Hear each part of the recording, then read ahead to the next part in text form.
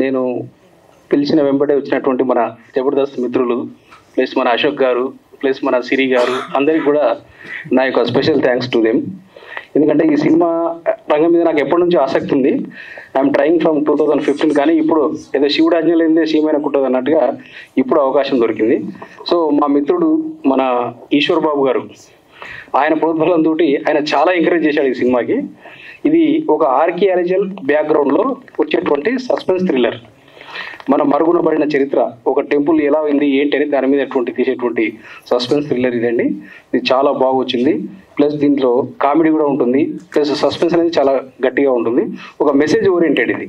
ఏంటి what we are, మనం అనేటువంటిది ఏంటి అనేటువంటిది ఈ సినిమాలో చాలా చక్కగా చూపించాము.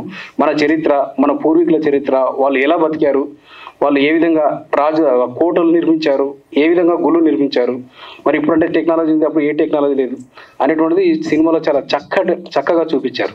అందుకని దీని మీద బాగా వర్కౌట్ చేసి దీన్ని ఫైనల్గా అవుట్పుట్ తీసుకొచ్చినాం. దీన్ని అతి త్వరలోనే రిలీజ్ చేయబోతున్నాం. మిగతా కార్యక్రమాలు నడుస్తున్నాయి. కాబట్టి ఈ పత్రికా ముఖంగా మన పాత్రికేయులందరూ కూడా స్పెషల్గా థ్యాంక్స్ అండి. దీన్ని కొంచెం మంచిగా ఈ యొక్క సాంగ్స్ కానీ సినిమా కానీ చాలా చక్కగా వచ్చింది. కాబట్టి ప్రేక్షకులందరూ కూడా దీన్ని ఆదరించాలని ఈ శివరాత్రి సందర్భంగా, ఎందుకంటే ఇందులో ఈశ్వర అనే సాంగ్ అనేటువంటిది శివుడికి అంకితం, ఆయనను బేస్గా చేసుకుని దీన్ని రాయడం జరిగింది. కాబట్టి ఈ యొక్క సాంగ్స్ కానీ ట్రైలర్ కానీ ఈ సినిమాని ఆదరించాలని ప్రేక్షకుల్ని అందరినీ కోరుకుంటున్నాను. మరొకసారి మన మీడియా మిత్రులకును ప్లస్ మా యొక్క అందరి మిత్రులకును పిలవగానే వచ్చి చాలా ఎంకరేజ్ చేశారు.